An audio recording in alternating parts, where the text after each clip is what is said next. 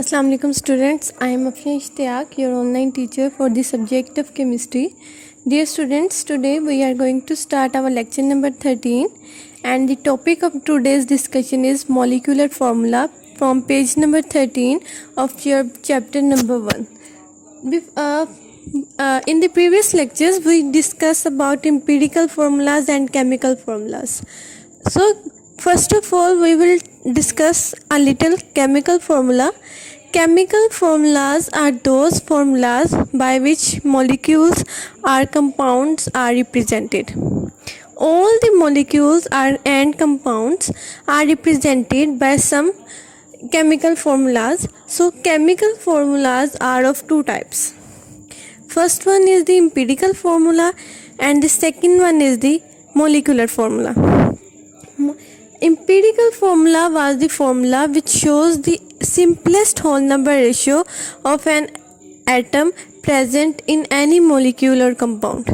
But now we are discussing about molecular formula. As the name indicates, molecules are the combination of atoms. So molecular formula is the formula which shows the actual number of atoms present in any molecule. Molecules बनते ही तब हैं जब different types of atoms combine करते हैं और अपने आप को अरेंज करते हैं और क्या बना देते हैं, मॉलिक्यूल्स बना देते हैं. तो मॉलिक्यूलर फार्मूला में हम क्या डिस्कस करते हैं, the actual number of atoms present in any molecule shows it's molecular formula.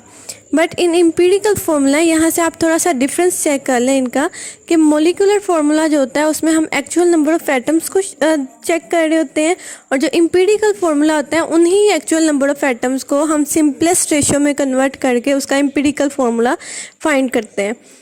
तो यहाँ से डेफिनेशन हम क्लियर कर रहे हैं. The molecules are formed by combination of atoms. These molecules are represented by molecular formula. Molecular formula shows actual number of atoms of each element present in molecule of that compound. जितने भी actual number of atoms present होंगे किसी भी molecule के अंदर, उसको हम क्या कहते हैं, आपका molecular formula कहते हैं.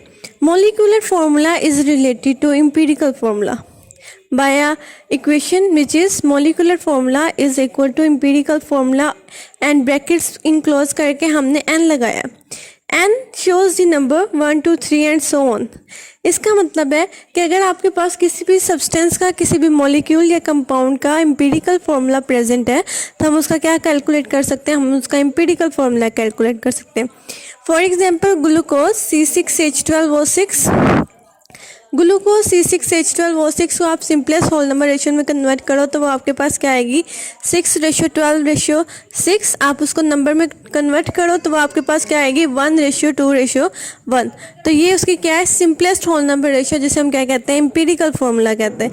इसी एम्पिरिकल फार्मूला CH2O को आप ब्रैकेट में इनक्लोज करें और ब्रैकेट लिखें n.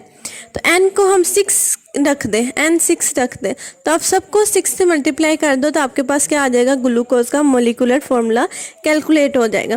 तो इस तरह से हम डिफरेंट सब्सटेंसेस के मोलिकुलर फार्मूलाज को कैलकुलेट कर सकते हैं by knowing their empirical formulas. और अगर एम्पिरिकल फार्मूलाज निकालने हैं, मोलिकुलर फार्मूलाज पता हो तो हम उसको सिंपलेस्ट रेशियो में कन्वर्ट करें तो हमारे पास मोलिकुलर फार्मूलाज कैलकुलेट हो जाते हैं. तो इस तरह से ये इक्वेशन जो है वो हमें दोनों फॉर्मूलाज जो है वो कैलकुलेट करने में हेल्प करती है. सेम इन दी वे जैसे हमारे पास बेंजीन होती है C6H6, इसको सिंपलेस्ट होल नंबर रेशियो में कन्वर्ट करें तो 6:6, मतलब रेशियो क्या आ गई, 1:1. तो 1:1 को आप ब्रैकेट में रखें, CH को ब्रैकेट में रखें, n लगाएं, n क्या आएगी 6, तो वो क्या आ जाएगी, हमारे पास उसका मोलिकुलर फार्मूला कैलकुलेट हो जाएगा. तो कुछ जो मॉलिक्यूल्स होते हैं उनका एम्पिरिकल फार्मूला और मॉलिकुलर फार्मूला बिल्कुल सेम होते हैं, और कुछ जो मॉलिक्यूल्स होते हैं उनका मॉलिकुलर फार्मूला और एम्पिरिकल फार्मूला एक दूसरे के मल्टीपल्स होते हैं, जिनको आप इक्वेशंस के ज़रिए से कैलकुलेट कर सकते हैं. अब हमारे पास हमने देखा यहाँ तक कि हमारे पास डिफरेंट कंपाउंड्स हैं जिनका डिफरेंट मॉलिक्यूलर और केमिकल फार्मूला शो किए जाते हैं.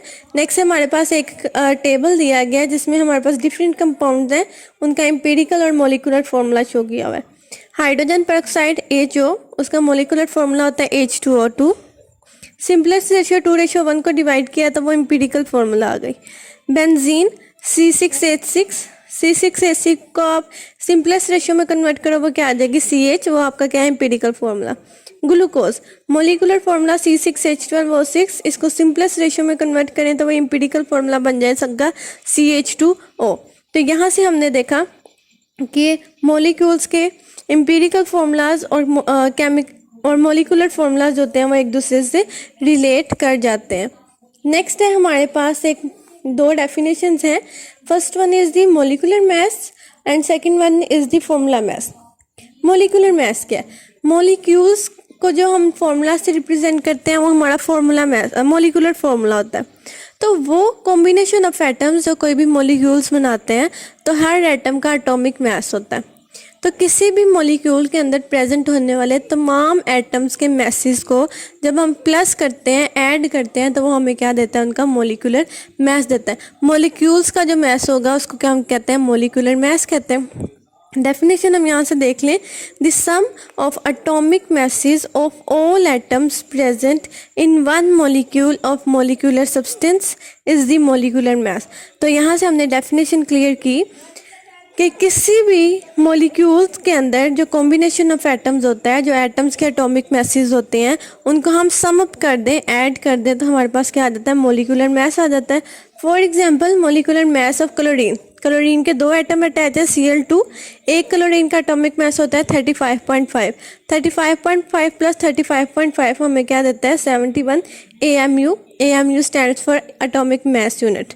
वाटर का एटॉमिक मास होता है 18, एक वाटर का एटॉमिक मास होता है, हाइड्रोजन का एटॉमिक मास होता है 1, तो यहाँ पे दो हाइड्रोजन है 2, ऑक्सीजन का एटॉमिक मास होता है 16 plus 2 18 AMU।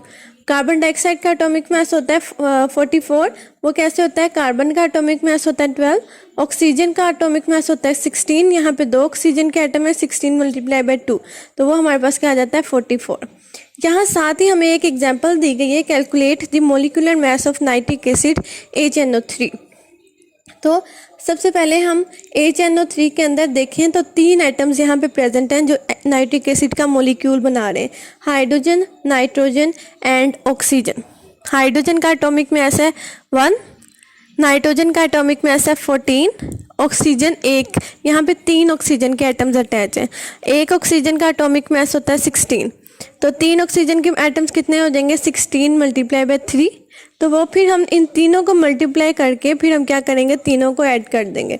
Atomic mass of hydrogen 1, atomic mass of nitrogen 14, atomic mass of oxygen 16 multiply by 3, 16 multiply by 3 comes to be 48, तो 48 प्लस 14 प्लस 1 कितना एटॉमिक मास आ जाएगा नाइट्रिक एसिड का? 63 AMU। तो यहाँ पे हमने देखा कि हम इस तरह से डिफरेंट मॉलिक्यूल्स के मॉलिक्यूलर मैसेज को कैलकुलेट कर सकते हैं। नेक्स्ट है हमारे पास फॉर्मूला मास। हमने देखा था कि जो भी मॉलिक्यूल्स होते हैं या कंपाउंड्स होते हैं हमारे पास, उनको हम दो फॉर्मूलाज के साथ रिप्रेजेंट करते हैं।